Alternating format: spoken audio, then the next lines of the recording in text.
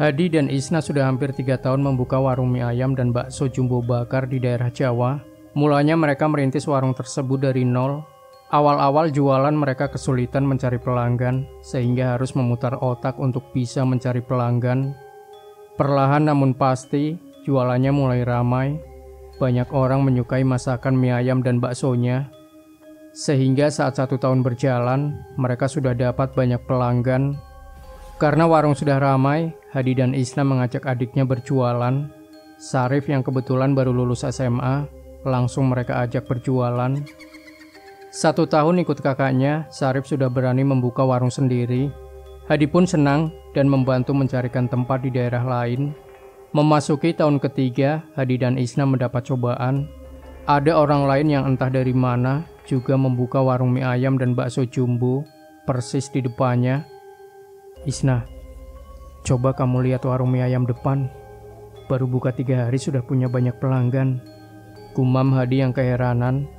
Padahal dulu dia dan istrinya harus menunggu 1 tahun untuk bisa mendapatkan pelanggan sebanyak itu. Iya mas, aneh sekali rasanya. Apa jangan-jangan mereka menggunakan pesugihan ya? Ujar Isna yang berani menduga-duga. Us, jangan begitu. Kita tidak punya bukti. Jadi harus hati-hati Is. Pinta Hadi. Isna hanya mengangguk-ngangguk saja. Malamnya ketika sedang duduk di depan warung karena gerah, Hadi melihat ada putih-putih di atas warung mie ayam yang baru buka itu. Awalnya Hadi mengira hanya pantulan cahaya lampu. Namun lama-kelamaan putih-putih tampak membesar. Apa itu? Batin Hadi sambil terus memelototinya. Putih-putih itu membentuk pocong. Hadi terkejut dan langsung lari masuk ke dalam. Dia belum sempat melihat wajah pocong itu karena keburu takut.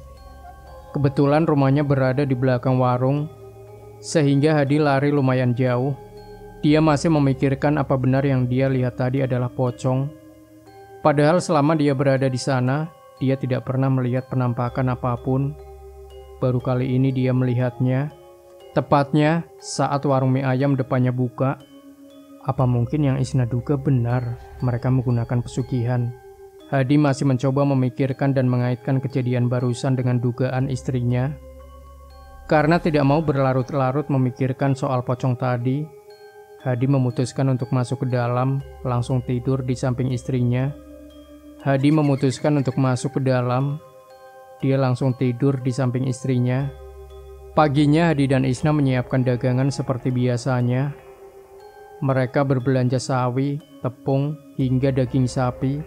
Setelah belanja, mereka kembali ke warung untuk mempersiapkan dagangannya. Mereka dibantu 1 karyawan yang masih saudara dengan Isna. Hadi yang sedang membuat mie di belakang mencium bau tidak enak. Bau itu terasa seperti bau bangkai yang sudah membusuk. Dia pun memanggil istrinya dan menanyakan apakah istrinya juga mencium bau yang sama. Aku tidak mencium apa-apa, Mas. Memangnya bau apa? Tanya Isna yang terheran-heran ketika melihat reaksi suaminya. Kamu beneran tidak mencium bau busuk ini? Hadi sampai melongo ketika Isna tidak mencium apa-apa, padahal baunya masih menyengat. Isna menggeleng lalu memilih melanjutkan pekerjaannya. Hadi kembali sendirian di ruang pembuatan mie. Dia masih bingung dan terheran-heran karena istrinya tidak mencium apa-apa. Hadi yang tengah berada di depan mesin melihat setiap sudut ruangan. Dia merasa ada yang sedang mengamatinya, namun dia tidak melihat apa-apa. Hadi kembali fokus membuat mie lagi. Baru beberapa menit, Hadi mendengar ada yang memanggilnya dari belakang. Refleks dia menengok ke belakang, tidak ada siapa-siapa di belakangnya. Siapapun kamu, kalau berani, keluar, ujar Hadi yang sudah capek dipermainkan. Hadi kembali fokus membuat mie karena mesin di depannya terus berjalan. Tidak berselang lama, lagi-lagi ada yang memanggilnya. Hadi kembali menengok. Kali ini dia melihat sekelebat putih-putih berlari. Hadi yang tidak fokus tidak melihat kalau tangannya masuk ke mesin. Hadi teriak-teriak sambil mematikan mesinnya. Darah di tangannya mengucur deras saat dia cabut. Isna dan kawannya langsung mendatanginya. Mata mereka membelalak saat melihat tangan Hadi penuh darah dan beberapa jarinya putus. Isna yang tidak kuat melihat kejadian, meminta saudaranya membawa Hadi ke rumah sakit. Kepala Isna memang langsung terasa pusing saat melihat darah banyak. Makanya dia mencoba menenangkan diri terlebih dulu, baru menyusul Hadi ke rumah sakit. Setibanya di rumah sakit, Hadi langsung dibawa ke ruang operasi. Keadaannya yang memprihatinkan, harus segera mendapat pertolongan. Isna menunggu dengan cemas. Dia berharap suaminya tidak apa-apa dan tangannya masih bisa digunakan. Hampir 1 jam dia menunggu. Akhirnya dokter dan beberapa perawat keluar dari ruang operasi. Isna langsung menghampiri mereka. "Bagaimana keadaan suamiku, Dok? Apakah dia baik-baik saja?" tanya Isna yang tampak tidak sabar. "Syukurlah, tangannya masih bisa tertolong. Kalau tidak, jari-jari tidak berfungsi lagi," jawab dokter sambil menenangkan Isna. "Syukurlah kalau begitu. Apakah aku sudah boleh masuk?" Dokter pun mempersilahkan Isna masuk menemui Hadi. Karena efek obat bius, Hadi tampak belum sadar. Isna menunggu persis di samping ranjang suaminya. Dia berharap suaminya segera sadar. 15 menit kemudian Hadi tersadar melihat istrinya yang menatapnya. Hadi terkejut kalau dia ternyata sudah di rumah sakit. "Isna, apa kamu baik-baik saja?" tanya Hadi sambil berusaha memegang wajah istrinya. "Iya, aku baik-baik saja, Mas." Harusnya aku yang tanya begitu pada Mas Hadi. Isna menggeleng karena suaminya masih saja sedikit bercanda. Hadi menanyakan soal warung mie ayamnya, apakah hari ini mereka buka atau tidak. Isna memutuskan untuk meliburkan warungnya. Hal itu dia lakukan supaya Hadi bisa beristirahat dengan cukup. Isna yang belum tahu dan penasaran dengan kronologinya menanyakan hal itu pada Hadi. Hadi bercerita kalau dia diganggu oleh sosok yang tidak berani muncul di hadapannya. Hadi juga cerita soal suara yang memanggilnya. Isna tercengang. Dia tidak menyangka akan ada suara seperti itu. "Berapa kali suara itu memanggil, Mas?" tanya Isna penasaran. "Hampir 3 kali. Lalu yang terakhir, aku melihat ada sekelebat putih-putih lari keluar. Sekelebat itulah yang membuat aku tidak fokus. Dan tanganku tahu-tahu masuk ke mesin pembuatan mie," ujar Hadi sambil mengangkat tangannya yang masih tampak diperban. "Baru kali ini rumah kita angker ya, Mas. Padahal sebelumnya tidak pernah ada ya," gumam Isna yang masih tidak menyangka akan penampakan di warungnya sendiri. Besoknya, Hadi diperbolehkan pulang setelah dokter mengecek jari-jarinya. Hadi masih belum bisa beraktivitas seperti biasa. Hampir seharian ia beristirahat total. Makan dan minum langsung Isna buatkan. Hadi masih memikirkan sekelebat putih-putih yang ada di ruangan pembuatan mie. Apa putih-putih kemarin adalah pocong yang juga kulihat waktu itu ya? Gumam Hadi sambil menyeruput secangkir teh. Karena tidak bisa apa-apa, terpaksa warung mie ayam dan bakso mereka tutup selama kurang lebih 3 hari. Saat tangan Hadi sembuh, warung mereka kembali buka. Meskipun kadang masih ada yang mengganggu, Hadi memilih untuk fokus membuat mie-nya. Warung mie ayam dan bakso jumbo milik Hadi akhirnya buka kembali tepat pukul 11 siang. Biasanya para pembeli akan berdatangan setelah jam dia buka. Namun hingga hampir 1 jam, tidak ada satupun pembeli yang datang. Hadi melihat warung mie ayam yang buka di depannya semakin laris. Bahkan ada beberapa pelanggannya yang tampak membeli di sana. "Sialan, apa bedanya sih dengan mie ayam sini?"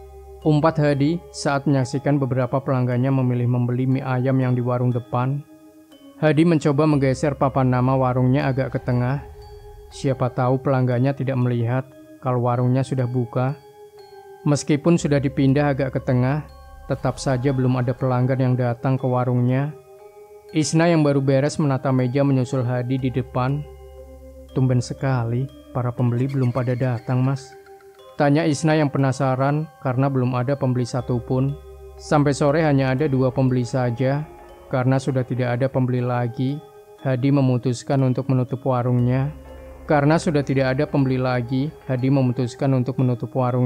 Barulah mereka pulang. "Sejak mereka jualan di depan warung kita, ada banyak hal-hal aneh, Is," ujar Hadi saat mereka duduk di depan teras. "Iya, Mas. Aku juga merasa begitu," Isna menanggapi sambil membenarkan posisi rambutnya. Hadi yang sudah tidak tahan pun langsung menceritakan kejadian janggal dan aneh yang waktu itu dialami pada Isna. Isna terkejut karena dia juga mengalaminya. "Kamu melihatnya, Is? Kapan kamu melihatnya, Is?" tanya Hadi yang sempat terkejut. "Hampir setiap malam aku selalu melihat pocong di atap warung itu," jawab Isna sambil menunjuk ke arah warung mie ayam yang ada di depan warung mereka. "Jangan-jangan apa yang kamu katakan kemarin benar, Is?" "Apa, Mas?" tanya Isna sambil mendekatkan wajahnya. Hadi pun kembali membahas soal pesugihan yang sempat Isna pikirkan. Isna juga merasakan hal yang sama dengan Hadi. Hadi meminta Isna untuk selalu berhati-hati karena pocong dan penampakan sering mereka lihat. Warung mie ayam dan bakso mereka kian hari kian sepi. Hadi dan Isna sampai bingung karena banyak pelanggannya yang memilih membeli di warung depan. Dan anehnya, para pelanggan itu tidak mau menyapa, padahal jelas-jelas mereka berhadapan. 2 hari setelah libur, warung mie ayam mereka sepi, hingga datanglah hari Kamis. Entah mengapa setiap hari Kamis, warung mie ayam depan mereka tutup. Banyak pembeli yang membeli di warungnya. Hadi dan Isna tambah kegirangan melihat para pelanggan warung depannya lari ke tempatnya. Mereka melayani para pembeli dengan sebaik mungkin. Namun, di tengah-tengah mereka makan, tiba-tiba para pembeli mencium bau busuk. Mereka secara bergantian mengeluh, mencium bau busuk yang menyengat. "Mas, warungmu bau sekali. Apa ada tikus mati di dalam? Coba kamu cek dulu," pinta salah satu pembeli sambil menutupi hidungnya. "Bau apa ya, Pak? Karena aku tidak mencium bau apapun," ujar Hadi panik. Para pembelinya mengeluh mencium bau busuk, padahal sejak tadi dia tidak mencium apa-apa. Hadi bertanya pada istri dan karyawannya. Siapa tahu mereka mencium bau busuk seperti yang para pembeli cium. Namun jawaban mereka membuat Hadi tercengang. Mereka juga tidak mencium apa-apa. Bagaimana bisa semuanya terjadi? Batin Hadi sambil mencari sumber baunya. Para pembeli yang kadung kesal memilih membayar dan langsung pergi. Mereka tidak mau lagi menghabiskan makanannya, padahal sebagian masih utuh dan belum berkurang sama sekali. Hadi semakin merasa aneh saat para pembeli baru datang. Mereka tiba-tiba memegang hidung sambil kembali ke parkiran. Bahkan ada beberapa yang terus terang mengatakan kalau warung mie ayam milik Hadi baunya busuk sekali. Hadi yang mulai kesal mencoba menghubungi temannya. Kebetulan temannya tahu soal-soal ilmu demikian. Hadi yang masih menyimpan nomornya terus berupaya menelponnya. Hamid, temannya Hadi, akhirnya mau mengangkat telepon setelah 15 menit berlalu begitu cepat. Mendapat undangan dari teman lamanya, tanpa berpikir panjang Hamid langsung setuju. Dia berangkat naik bis. Setibanya di warung mie ayam, Hamid melihat langsung keadaan warungnya. Hadi hanya mendampingi temannya yang sedang mengamati sekitar. "Kirimannya banyak sekali, Di," gumam Hamid sambil mencoba menerawang setiap jengkal warung mie ayamnya. "Aku juga tidak tahu. Tiba-tiba saja warung mie ayamku menjadi sangat aneh, Mit," kata Hadi sambil menggelengkan kepalanya. Hadi ceritakan semua kejadian-kejadian aneh yang dia alami, mulai dari melihat pocong, hingga para pembeli yang mencium bau busuk kemarin. Hamid ternyata sudah tahu. Ternyata warung mie ayam Hadi memang dikirimi semacam santet, dan kiriman itu berupa pocong. Hampir di setiap ruangan warung terdapat pocong.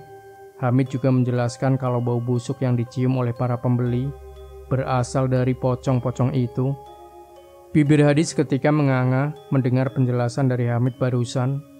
Tidak hanya itu, warung mie ayam milik Hadi juga dibuat seolah sering tutup. Hal inilah yang membuat para pelanggan mie ayamnya lari ke warung depan.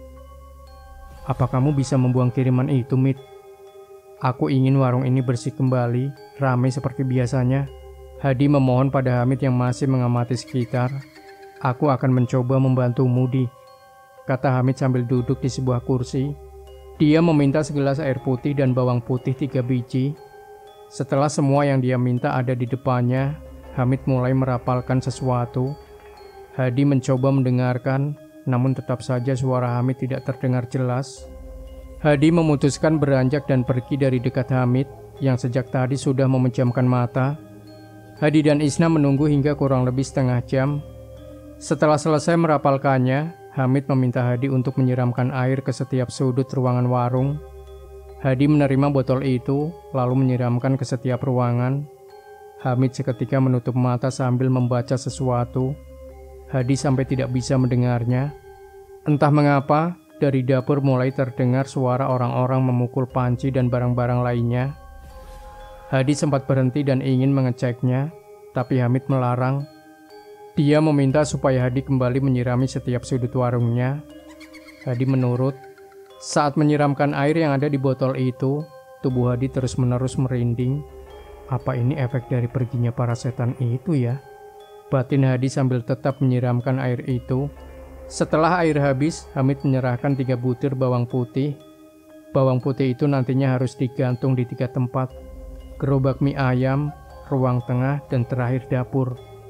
Hamid pun duduk bersantai sambil meminum es teh yang sudah Isna buatkan.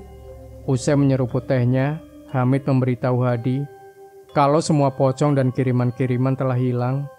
Hadi merasa lega dan besok bisa mulai kembali berjualan. Bawang putih itu kamu jaga baik-baik, karena kiriman itu tidak kenal lelah.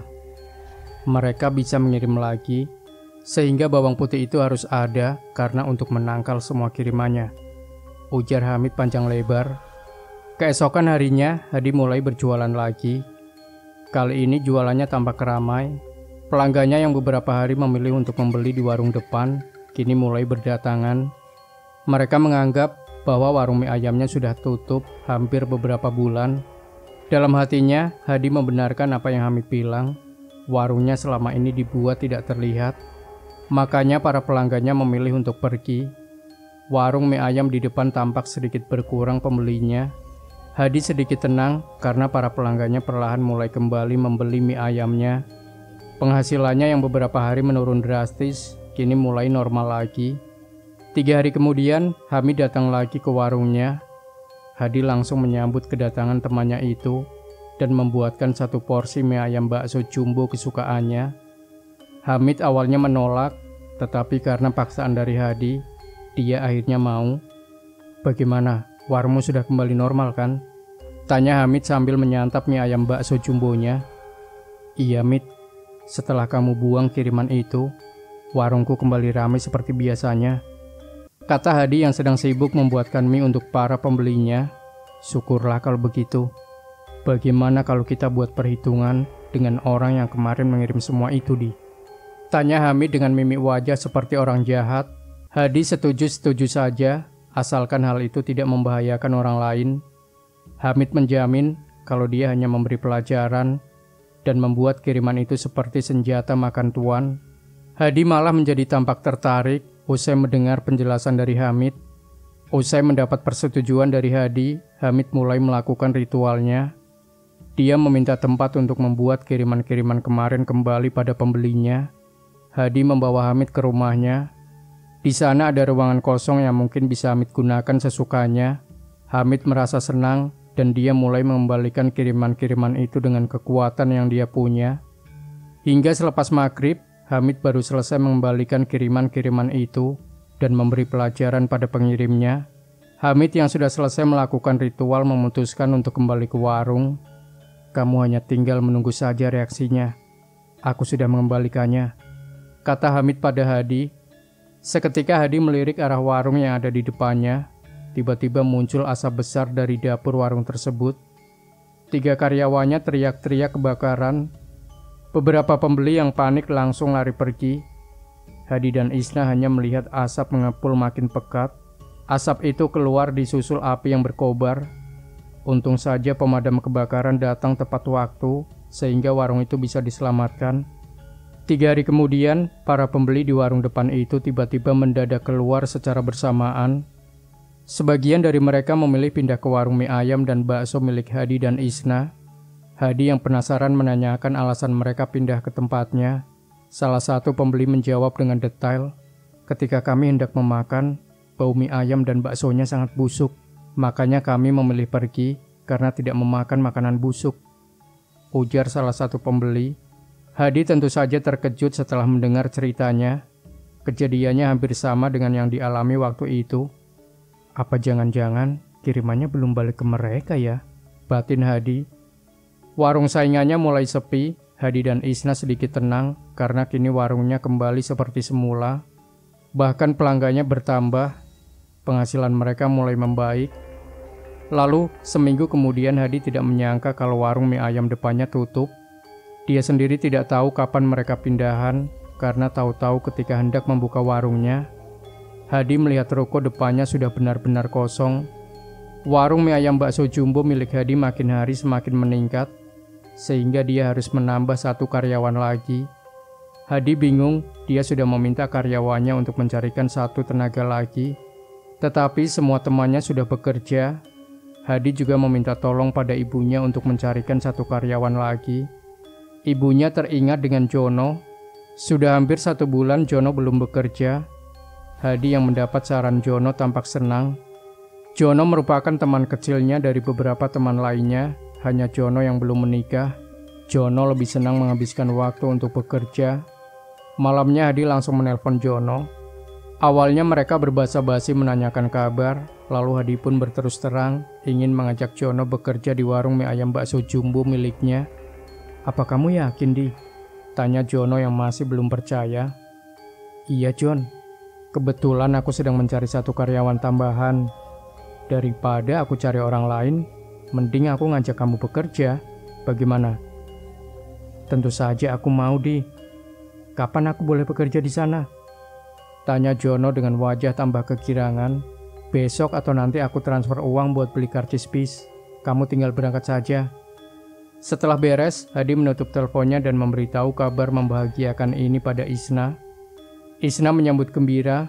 Akhirnya mereka mendapat karyawan lagi, sehingga warung mie ayam dan bakso mereka bisa maksimal dalam melayani para pembeli. Sebelum tidur, Hadi menyempatkan diri masuk sebentar untuk mentransfer uang pada Jono. Usai mentransfer, barulah Jono mengirimkan karcis bis yang berangkat jam 5 pagi. Hadi tampak senang karena Jono bisa datang lebih pagi. Saat sedang mau persiapkan warungnya, Hadi mendapat telepon dari Jono. Ternyata Jono sudah sampai di terminal. Hadi pamit sebentar pada Isna dan karyawannya untuk menjemput Jono di terminal. Hadi menjemput Jono menggunakan motor. Jalanan menuju terminal sudah mulai padat, mulai dari anak-anak yang diantar ke sekolah, hingga orang-orang yang terburu-buru berangkat bekerja. Setengah jam melawan macet dan panas, akhirnya Hadi sampai di terminal. Dengan motornya Hadi mencari keberadaan Jono. Ternyata Jono sudah menunggu di pintu depan terminal. Perawakan Jono yang belum berubah membuatnya sudah mengenali teman semasa kecilnya itu. "Ayo, naik Jon." "Maaf, tadi jalan macet, jadi agak lama," pinta Hadi sambil meminta maaf. "Tidak apa-apa, aku juga duduk sejak tadi," jawab Jono sambil memposisikan diri di belakang Hadi. Mereka pun berkendara menuju jalan raya yang semakin padat merayap. Hadi yang sudah paham ganggang sempit memilih lewat gang untuk menghindari macet. Akhirnya mereka sampai di warung. Isna sudah membuatkan minuman untuk Jono dan suaminya, sehingga Jono langsung menuju rumah yang ada di belakang warungnya. "Kamu istirahat dulu hari ini, besok baru kamu boleh kerja," kata Hadi sambil menemani Jono meminum teh hangat yang sudah istrinya buatkan. "Kenapa harus besok, Di? Sekarang saja aku siap bekerja," jawab Jono sambil menyunggingkan bibirnya. "Apa kamu tidak capek, Jon?" tanya Hadi keheranan. "Tidak, sejak tadi aku tidur. Ayo, sekarang kita jualan." Jono beranjak dan mengajak Hadi pergi ke depan. Hadi tambah semangat karena semangat dari temannya lebih besar. Hari itu jualan mereka habis lebih cepat dari biasanya. Jono membantu menghitung penghasilan hari itu. Ternyata banyak sekali ya penghasilannya, gumam Jono sambil terus menghitung uangnya. Hampir 1 minggu Jono membantu menghitung uang hingga membuatnya mempunyai keinginan lain. Muncul keinginan Jono memiliki usaha yang penghasilannya sama persis dengan Hadi yang miliki saat ini. Namun Jono meyakini tidak mungkin dia akan bisa mendapatkan penghasilan seperti itu saat memulai usaha baru. Hati Jono menjadi gundah dan tidak tenang. Jono akhirnya memutuskan untuk pergi ke rumah temannya. Kebetulan Jono mempunyai teman yang dekat dengan warung mie ayamnya Hadi. Mereka sering teleponan hingga larut malam. Karena kegelisahan itu membuatnya tidak bisa tidur. Jono memutuskan untuk pergi ke rumah Budi. Budi sudah berada di teras ketika Jono datang. Dia disambut temannya itu dengan pelukan hangat dan memintanya untuk duduk. "Minumlah, aku sudah buatkan teh hangat untukmu. Aku tahu kamu tidak suka kopi," pinta Budi sambil menyodorkan secangkir teh setelah Jono duduk. "Wah, terima kasih. Ternyata kamu masih hafal soal itu," jawab Jono sambil tertawa kecil. Di tengah mengobrol, Budi langsung menanyakan tujuan Jono datang ke rumahnya. Padahal sudah lama sekali dia tidak pernah kedatangan tamu teman seperjuangannya dulu. Jono pun menceritakan kegelisahannya. Semua bermula saat dia bekerja di warung mie ayam dan bakso jumbo milik Hadi. Budi terkejut karena mendengar cerita dari Jono. Tidak hanya itu, dia juga tidak menyangka Jono bekerja di warung mie ayam dan bakso jumbo yang dulu pernah menjadi saingannya. Budi memanfaatkan kegelisahan Jono untuk balas dendam. "Tahu rasa kamu, karena sudah berani mengembalikan kiriman-kirimanku waktu itu." Batin Budi yang sudah tidak sabar ingin melihat kehancuran Hadi. "Sebelum aku tahu caranya, aku mau tanya dulu. Sekarang kamu usaha apa?" tanya Jono dengan raut wajah penasaran. "Dulu aku buka warung mie ayam dan bakso, tapi bangkrut karena banyak pelanggan pergi. Sekarang aku kerja serabutan dan kadang menjadi kuli bangunan," cerita Budi sambil mengingat kejadian menyakitkan waktu itu. Budi yang sudah mempunyai niat jahat meminta Jono untuk merebut saja usaha yang dimiliki Hadi. Saran dari Budi membuat Jono tercengang, wajahnya tampak tegang.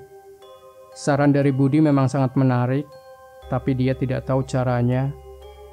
Budi hanya menjawab dengan senyuman yang memiliki arti lain. "Kenapa bingung? Kamu bunuh saja Hadi tanpa harus menyentuhnya." Budi tersenyum jahat. "Hah? Bagaimana caranya, Bud? Memangnya bisa kita membunuh tanpa menyentuh?" tanya Jono kebingungan. Dia sudah tidak bisa mencerna apa yang Budi katakan. "Tentu saja bisa. Kamu santet saja Hadi, beres kan?" Jono tersenyum dan menganggukkan kepala. Apa yang Budi katakan memang ada benarnya juga. Dengan menggunakan santet, Jono bisa membunuh Hadi tanpa harus menyentuh dan meninggalkan jejak, sehingga tidak akan bisa dikenai hukum. Budi menawarkan diri untuk membantu Jono. Budi sendiri yang sudah sering melakukan hal-hal semacam itu, mempunyai kenalan beberapa dukun. Salah satunya Mbah Senton. Budi ceritakan kehebatan Mbah Senton pada Jono. Cerita itu membuat keinginan Jono semakin menyala-nyala. "Apa kamu bisa mengantarnya ke sana?" tanya Jono dengan nada menggebu-gebu. "Tidak perlu ke sana. Mbah Senton mau datang jika dipanggil." "Tunggu sebentar, biar aku panggil dulu," jawab Budi yang tiba-tiba beranjak dari tempat duduknya. Dan apa yang dikatakan Budi benar-benar terjadi. Mbah Senton langsung masuk saat Budi mempersilahkannya masuk. Budi dan Jono duduk berdampingan menghadap ke arah Mbah Senton. Mbah Senton mengeluarkan beberapa alat dari dalam jaring. Jono menyelanya dengan rasa takut yang mulai menjalar. Mbah Senton mulai melakukan ritual, dan Budi hanya diam menatap ritualnya tersebut. Ritual itu dilakukan kurang lebih sampai 10 menit. Barulah Mbah Senton membuka mata dan menatap keduanya. "Apa yang kalian inginkan?" tanya Mbah Senton sambil memainkan jenggotnya yang sudah memutih. "Temanku ingin menyantet seseorang, Mbah." Budi yang menjawab karena Jono terlihat tampak ketakutan. "Apa kamu punya fotonya?" tanya Mbah Senton dengan nada agak tinggi. Jono buru-buru mengeluarkan ponselnya.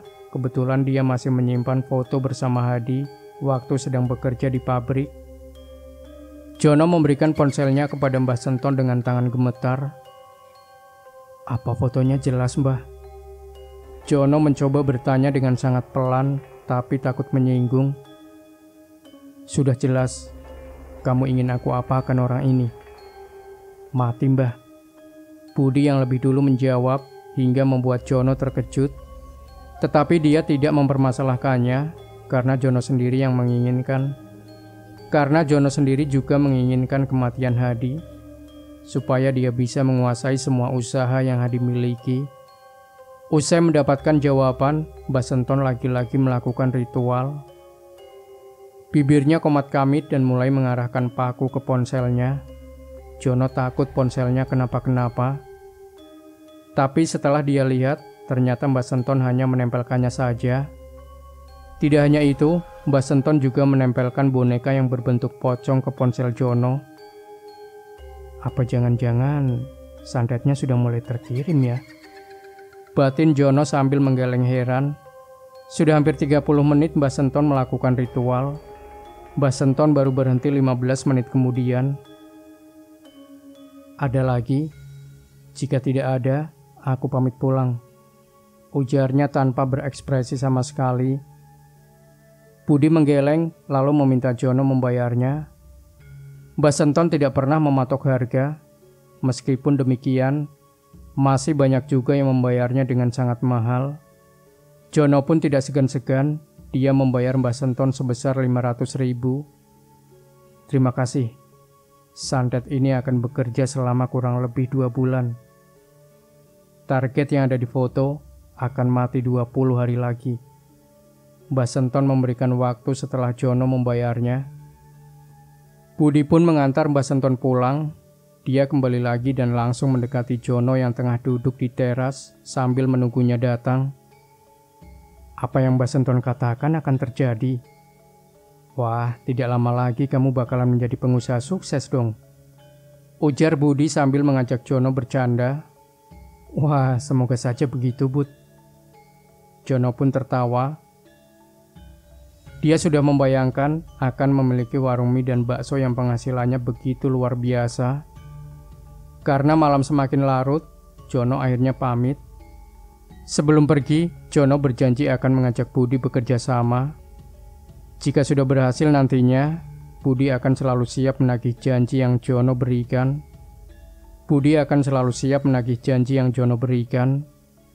2 hari kemudian, Jono mulai melihat perubahan yang Hadi alami. 2 hari itu Hadi mengeluh jika kepala dan perutnya sakit. Jono mencoba memperhatikan dan merasa prihatin pada Hadi. Dia menanyakan apa saja yang Hadi rasakan saat ini. Aku tidak tahu awalnya. Tiba-tiba saja setelah bangun tidur tadi, kepala sama perutku serasa seperti ditusuk-tusuk. Jawab Hadi sambil terus memegangi kepala dan perutnya. Apa perlu kita periksa? Tanya Jono yang mulai berpura-pura perhatian. Tidak perlu, Jon. Aku minum obat yang kemarin aku beli di warung. Siapa tahu besok sudah sembuh lagi. Keesokan harinya, rasa sakit yang Hadi derita malah semakin parah. Kini hampir seluruh tubuh merasa seperti ditusuk-tusuk paku. Hadi memilih untuk istirahat karena kepalanya pusing sekali dan tubuhnya terasa panas. Siangnya Isna mendapat kabar kalau ibunya masuk rumah sakit. Hadi yang tidak bisa mengantar meminta tolong pada Jono supaya mau mengantar Isna ke terminal. Isna memilih naik bis ketimbang transportasi lainnya. Isna pamit dan meminta izin pada Hadi untuk menginap di rumah ibunya kurang lebih 3 hari karena keadaannya genting. Hadi mau tidak mau harus mengizinkannya. Malamnya, Hadi yang harus tidur sendirian mulai merasakan ketakutan. Apalagi saat Hadi masuk ke rumahnya, dia mendengar ada suara orang batuk di belakang. Hadi buru-buru ke dapur, tubuhnya menjadi gemetar ketika tidak melihat apa-apa di dapur, padahal jelas sekali suara batuknya. Saat Hadi berjalan ke kamar, dia merasa ada yang mengikutinya dari belakang. Ketika Hadi menengok, ternyata kosong. Lagi-lagi tubuh Hadi hanya bisa gemetar. Hadi kembali melanjutkan jalannya.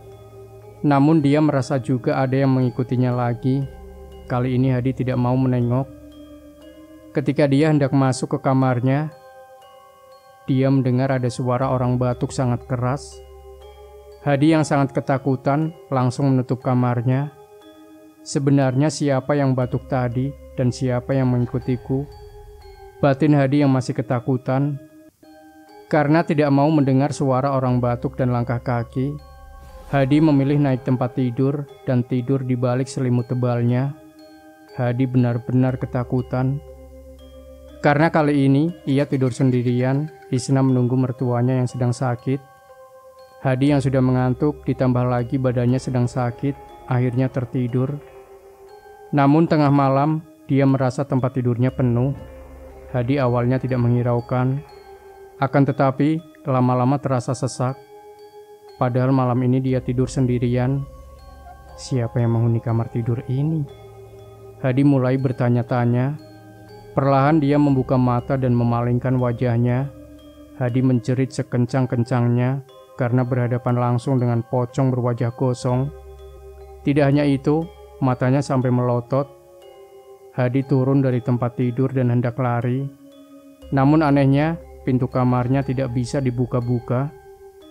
Dia sudah berusaha semaksimal mungkin, tetap saja pintunya tidak bisa dibuka. Hadi menengok ke arah tempat tidurnya. Ternyata ada 2 pocong di sana. Hadi yang ketakutan akhirnya pingsan. Keesokan harinya, tubuh Hadi terasa semakin lemas. Untuk bisa sampai di atas tempat tidurnya, Hadi seperti mengeluarkan banyak sekali tenaga. Kedua kakinya seperti sudah hilang karena Hadi tidak bisa lagi leluasa menggerakkannya seperti dulu. Seharian Hadi hanya bisa berbaring di tempat tidur. Jono yang tidak melihat Hadi keluar kamar menghampirinya. Hadi pun meminta tolong pada Jono untuk berjualan dengan satu karyawannya. Jono pun mengangguk. Sekeluarnya dari kamar, Jono tersenyum puas. Ternyata santetnya memang benar-benar bekerja. Tidak lama lagi Hadi akan mati dan warung ini akan dia kuasai. Karena tidak ada Isna dan Hadi, Jono bisa leluasa berjualan mie ayam dan bakso jumbo hari ini. Dia berjualan seperti biasa. Kali ini dia menambah porsinya dan uangnya akan dia ambil sendiri. Rencana liciknya ini tentu saja tidak akan diketahui oleh karyawan lain. Jono sudah berpengalaman dalam hal ini. Malamnya Isna pulang dan mendapati Hadi lemas tidak berdaya. Dia meminta tolong kepada Jono untuk mengantar suaminya ke rumah sakit. Jono pun tanpa berpikir lama membantu Isna membopong ke mobil lalu membawa ke rumah sakit. Jono tentu sudah tahu hasilnya. Hadi tidak terserang penyakit berbahaya, malahan kata dokter, Hadi hanya kelelahan dan memintanya untuk beristirahat total selama seminggu. Hadi yang masih sadar kembali mempercayakan warungnya pada Jono. Hal ini dikarenakan Isna juga harus merawat suaminya, sehingga tidak bisa sepenuhnya di warung. Lagi-lagi Jono merasa kegirangan setelah pergi dari rumah. Sebulan berlalu dengan begitu cepat. Kesehatan Hadi semakin memprihatinkan. Hadi hanya bisa memejamkan mata. Dia tak bisa diajak berbicara. Isna yang merasa aneh dengan penyakit yang suaminya derita, meminta bantuan lagi pada Jono untuk mencarikan orang pintar. Tapi apa benar kalau Hadi terkena santet? Tanya Jono yang mencoba mengalihkan pemikiran Isna ke hal lain. Aku rasa seperti itu, John. Coba kamu lihat. Hampir semua rumah sakit mengatakan kalau Hadi tidak terserang penyakit berbahaya. Aneh sekali kan? Isna masih tetap bersikeras memikirkan hal itu. Jono tidak bisa berkata apa-apa lagi. Permintaan itu membuat Jono kebingungan. Kalau aku panggilkan orang pintar atau dukun, tentu saja dia akan sembuh. Gumam Jono sambil mondar-mandir di teras. Jono pura-pura tidak mengetahuinya. Isna teringat dengan Hamid, teman suaminya yang dulu pernah membantu mereka mengusir kiriman dari pesaingnya. Dia menuliskan alamat rumah Hamid, lalu memberikannya kepada Jono. Tubuh Jono menjadi keringat dingin. Sialan. Bisa-bisa Hamid akan menggagalkan rencananya. Batin Jono yang sepanjang perjalanan mengumpat berkali-kali. Mau tidak mau dia harus mendatangi rumah Hamid supaya Isna tidak mencurigainya. Ketika sampai di depan rumahnya, Jono langsung mengetuk pintu. Tidak berselang lama, perempuan paruh baya keluar dari sana. Ada apa? Tanya perempuan itu kebingungan karena belum pernah melihat Jono sebelumnya. Apa Hamid ada? Jono langsung menanyakan keberadaan Hamid. Perempuan itu sempat diam sejenak, lalu teringat jika Hamid adalah pemilik rumah ini sebelumnya. Perempuan itu mengatakan kalau pemilik rumah tersebut sudah tidak tinggal di situ. Mendengar itu Jono kegirangan, dia memvideokan ucapan perempuan itu untuk menjadi bukti. Setibanya di rumah, Jono langsung menunjukkan video tersebut pada Isna. Isna yang sedang khawatir dan takut percaya saja. Dia tidak bisa berpikir jernih karena keadaan suaminya semakin memprihatinkan. Karena semua obat tidak bisa menyembuhkan, Hadi akhirnya meninggal tepat 2 bulan, sesuai yang Mbah Senton janjikan. Jono senang sekali ketika melihat Hadi mengembuskan nafas terakhirnya. Banyak sekali orang-orang datang untuk melayat, mulai dari teman kerja, teman sekolah, hingga para pelanggannya. Karena sedang dalam proses pemakaman, Jono pura-pura bersedih. Dia menangis persis di dekat Isna. Usai pemakaman, Isna memutuskan untuk meliburkan dulu warung mie ayam dan bakso jumbonya. Entah sampai kapan, Isna sendiri belum tahu. Hal itu membuat Jono merasa kesal. Dia pun pergi menemui Budi lagi. Calon juragan mie ayam bakso jumbo akhirnya datang juga. Canda Budi saat melihat Jono datang. Sepertinya belum bisa, karena masih ada penghalangnya. Jono mengeluh. Siapa penghalangnya? Jono menceritakan kalau istrinya Hadi masih menjadi penghalang. Budi pun menyarankan supaya Jono juga membunuhnya, tetapi Jono enggan melakukannya, karena ternyata diam-diam dia juga menyukai Isna. Budi yang mendengar itu langsung memegangi kepala. Kalau sudah begini bakalan rumit. Jono meminta saran lain supaya Isna juga menuruti semua kemauannya. Awalnya Budi enggan menolong, namun karena sudah dijanjikan akan mendapat keuntungan, akhirnya dia mau memberitahu caranya. Mbah Senton bisa memberi ilmu memperdaya seseorang hanya dengan menepuk pundaknya saja.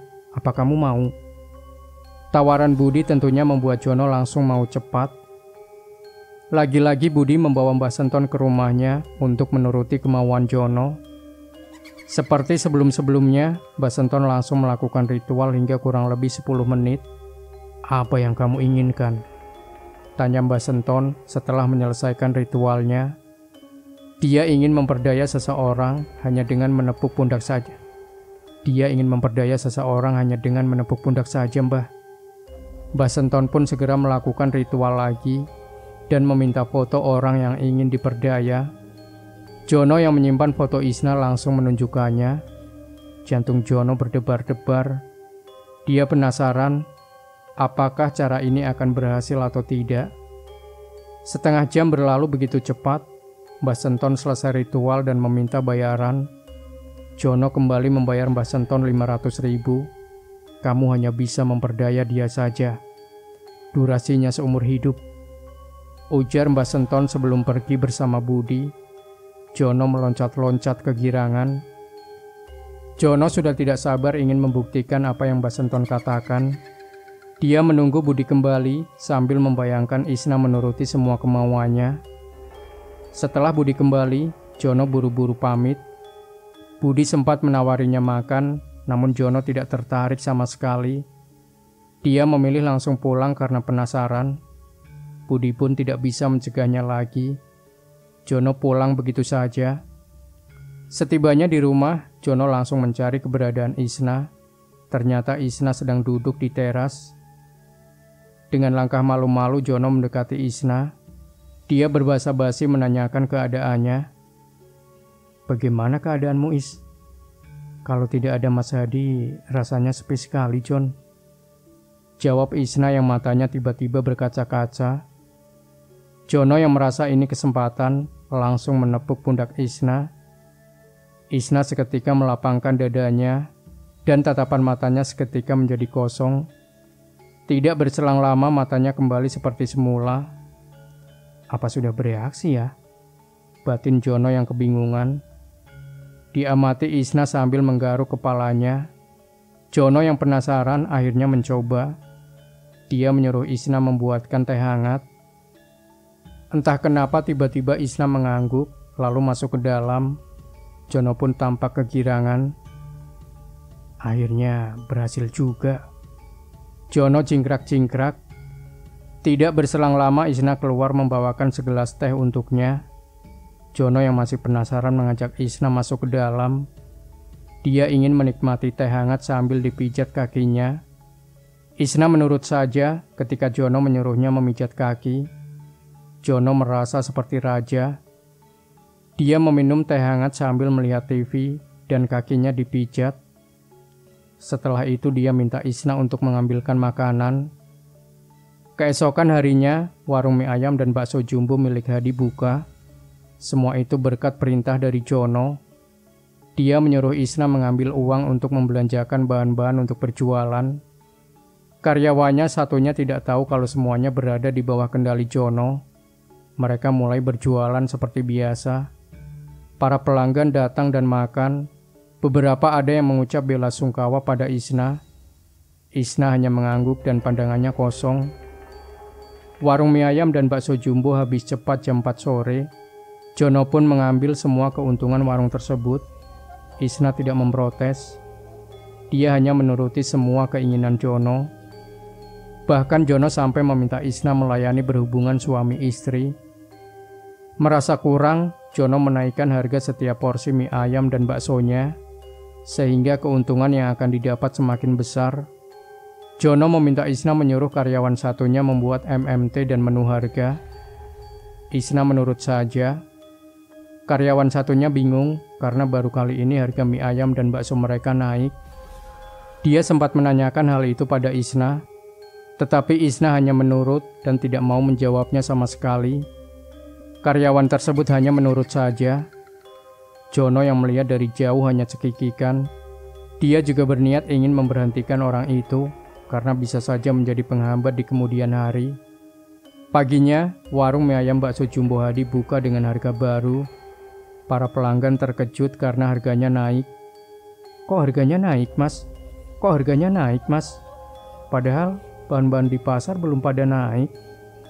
Tanya salah satu pelanggan pada Jono. Kami tambah porsinya, sehingga harganya naik sedikit. Jawab Jono dengan nada kesal. Pelanggan itu hanya mengangguk, lalu memesan mie ayam bakso jumbo seperti biasa.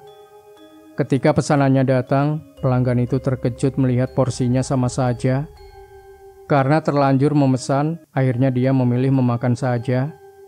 Saat membayar, pelanggan tersebut menanyakan porsinya. Jono menjadi kikuk karena tidak bisa menjawabnya. Beberapa pelanggan yang lain juga mengeluhkan hal yang sama, malah ada yang membandingkan dengan Hadi. Jono merasa geram, namun dia harus menahannya. Tanpa mereka dia tidak bisa mendapatkan penghasilan apa-apa. Beberapa hari kemudian setelah harga naik, warung mie ayam bakso jumbo milik Hadi sepi. Jono menjadi pusing sendiri, sepertinya dia salah strategi. Harusnya dia lebih sabar dan tidak menaikkan harga per porsinya. Jono bingung harus bagaimana. Tidak mungkin dia kembali menurunkan harganya. Jono kepikiran menggunakan pesugihan. Siapa tahu Mbah Senton bisa membantunya. Kali ini dia datang ke rumah Mbah Senton tanpa sepengetahuan Budi. Jono menjadi lebih berani. Dia langsung mengutarakan keinginannya menggunakan pesugihan. Mbah Senton pun menuruti keinginannya. Selesai ritual, Jono membayarnya seperti biasa. Kamu pasang tali putih ini di gerobak warungmu, dan lihatlah hasilnya sendiri. Ujar Mbah Senton sambil memberikan tali putih pada Jono. Jono pun segera pulang dan memasang tali putih tepat di atas gerobaknya. Besoknya, ketika warung buka, para pelanggan yang sempat pergi datang kembali. Mereka merasa ada yang kurang jika tidak makan di warung mie ayam milik Hadi. Jono kegirangan. Warung mie ayam tambah rame dan habis lebih cepat dari biasanya. Seminggu kemudian Jono sudah bisa membeli mobil. Tidak hanya itu, dia juga membangun rumah untuk orang tuanya. Sebulan setelah dia menguasai sepenuhnya harta milik Hadi, beberapa keluarga Hadi dan Isna sempat curiga, akan tetapi karena Jono memainkan semuanya secara sembunyi-sembunyi, kecurigaan itu kini sudah hilang. Namun suatu hari, Haris, adiknya Hadi datang menemui Jono. Jantung Jono berdetak kencang. Dia tahu pasti Haris menagih warisan atau harta kepunyaan Hadi pada Isna. Sebagai adik kandung, aku ingin meminta sebagian harta milik Mas Hadi, Mbak. Haris datang seperti preman. Jono yang tahu jika adik tidak mempunyai hak atas harta kakaknya membantu Isna. Harta milik Hadi hanya boleh dimiliki oleh ahli warisnya, Riz. Kamu tidak berhak memilikinya. Ujar Jono. Haris yang merasa tersinggung mengajak Jono berkelahi. Namun karena kebetulan warung banyak orang, mereka bisa dilerai. Jono yang merasa kesal dengan Haris membayar preman untuk memberi pelajaran pada Haris. Preman-preman itu memukul Haris sampai dia masuk rumah sakit. Jono kegirangan saat mendapatkan foto keadaan terakhir Haris. Kini tidak ada lagi yang mengganggunya. Jono harus lebih waspada lagi. Dia harus bisa menjaga harta bendanya supaya tidak diambil oleh orang lain, termasuk keluarga Isna atau keluarganya Hadi. 2 bulan setelah kejadian dengan Haris, Hamid yang sudah lama menghilang ingin mampir ke warung mie ayam bakso jumbo milik Hadi. Ketika dia datang, Hamid terkejut karena warung mie ayam milik temannya itu penuh dengan pesugihan. Apa jangan-jangan Hadi menggunakan pesugihan juga? Batin Hamid sambil masuk ke dalam dan memesan mie ayam 1 porsi. Hamid tidak melihat keberadaan Hadi sejak tadi. Dia hanya melihat istrinya sedang duduk dengan pandangan kosong di belakang meja kasir. Hamid pun melihat ke Jono dan 1 karyawan lain. Kemana Hadi? Tanya Hamid pada dirinya sendiri. Saat karyawan lama Hadi mengantar makanan pada Hamid, Jono pergi ke belakang. Hamid pun menanyakan keberadaan Hadi pada karyawan tersebut. Mas Hadi sudah lama meninggal. Sekarang warung ini hanya dijalankan oleh istrinya. Tapi anehnya istrinya Mas Hadi seperti orang kerasukan. Pandangannya selalu kosong. Bahkan kalau disuruh Jono, istrinya menurut saja. Ujar karyawan lama tersebut. Hamid mengangguk. Sepertinya memang ada yang tidak beres. Hamid mencoba mencerna kata dan menggunakan mata batinnya. Ternyata semua yang menggerakkan ini adalah Jono. Dia mempengaruhi Isna dengan guna-guna dan menggunakan pesugihan warung di mie ayam ini. Tidak hanya itu saja, Hamid juga tahu Jono lah yang membunuh Hadi dengan santet kirimannya. Hamid yang merasa kesal mulai beraksi. Dia ingin mengembalikan semua yang sudah Jono perbuat. Hamid tidak membiarkan semuanya terjadi begitu saja. Dia mulai mengembalikan kiriman milik Jono kepada pemiliknya. Hamid membacakan doa-doa dan beberapa ritual. Setelah itu dia pulang tanpa memakan mie ayam yang dia pesan. Sejak Hamid pergi, Jono merasakan warungnya panas sekali, padahal sudah banyak kipas-kipas besar. Jono merasa aneh, tidak hanya itu. Bau busuk tiba-tiba menyengat dan memenuhi ruangan warungnya. Para pelanggan pun memilih untuk pergi dari sana. Mereka tidak kuat dengan bau busuk tersebut. Jono meminta mereka membayarnya, tetapi para pelanggan enggan dan memilih untuk segera pergi. Jono juga mencium bau busuk itu, hingga dia terbatuk-batuk dan memilih keluar dari sana. Siapa yang membuat warungku bau busuk dan panas begini? Batin Jono di tengah-tengah dia berhenti batuk. Jono mencoba menyemprotkan pengharum ruangan, namun tetap saja baunya masih menyengat. Karyawan lama Hadi memilih untuk pulang karena baunya seakan menyumbat hidung dan membuatnya sulit bernafas. Terpaksa Jono menutup warungnya karena baunya tidak enak. Malamnya Jono merasa gerah. Entah kenapa tubuhnya terasa sangat panas. Jono berkali-kali masuk ke kamar mandi untuk mengguyur tubuhnya karena saking panasnya. Kenapa ini? Kenapa tubuhku rasanya panas sekali? Gerutu Jono sambil mengguyur badannya berkali-kali. Selesai mengguyur, Jono keluar. Namun baru 10 menit keluar, tubuhnya kembali merasakan panas. Jono sampai tidak kuat dan memutuskan untuk masuk ke kamar.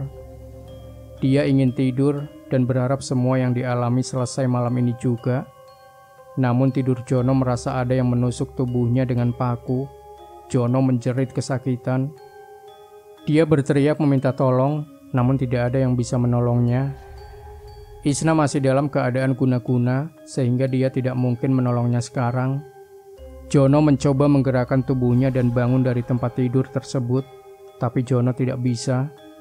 Entah mengapa seluruh tubuhnya kaku, seperti ada yang menusuk-nusukkan paku. Jono hanya bisa menjerit kesakitan. Hingga pagi datang, keadaan Jono juga masih seperti itu. Karyawan Lama Hadi datang dan melihat keadaan Jono. "Kenapa, Mas?" tanya karyawan tersebut bingung yang melihat Jono terlentang dengan mata melotot dan bibirnya membuka tanpa suara. Jono sebenarnya berteriak-teriak meminta tolong, tapi karyawan Lama Hadi tidak dapat mendengarnya. Karena takut dan dikira dia yang melakukannya, karyawan Lama Hadi memilih untuk pulang, tidak mau terlibat apapun dengan Jono. Jono semakin pasrah, kini tidak ada lagi yang bisa menolongnya. Tubuh Jono terasa semakin panas.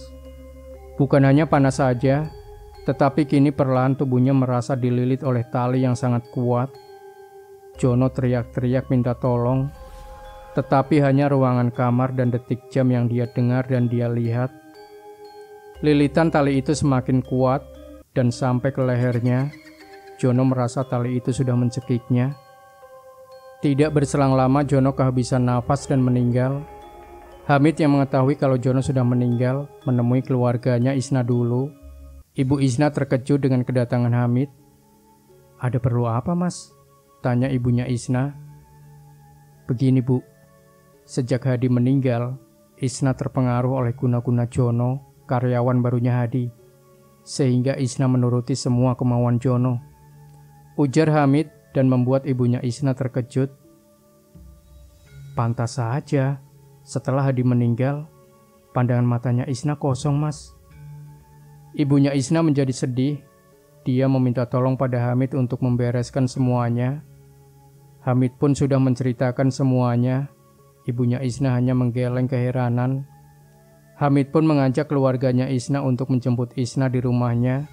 Ibunya pun setuju dan mengajak adik dan kakaknya ikut menjemput Isna. Setibanya di rumah Isna, mereka terkejut melihat Jono mati mengenaskan dengan tubuh kosong dan mata melotot. Mereka takut, namun Hamid meminta semuanya tenang.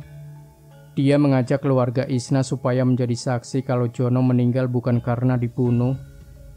Mereka pun menyetujuinya dan mengurus pemakaman Jono. Setelah pemakaman Jono selesai, Hamid mencoba menyadarkan Isna melakukan ritual mulai dari sore sampai tengah malam. Baru Isna sadar ketika diberitahu tentang guna-guna itu. Isna menangis sejadi-jadinya, karena selama ini dia hanya merasa tidur panjang. Hamid pun menenangkan Isna dan mengatakan kalau sudah membersihkan tubuh Isna dari gangguan guna-guna. Tidak hanya itu saja, Hamid juga sudah membersihkan pesugihan yang ada di warung mie ayam, sehingga Isna bisa berjualan seperti biasa. 3 hari kemudian, Isna yang sudah siap akhirnya kembali membuka warung mie ayam dengan harga murah seperti saat suaminya ada.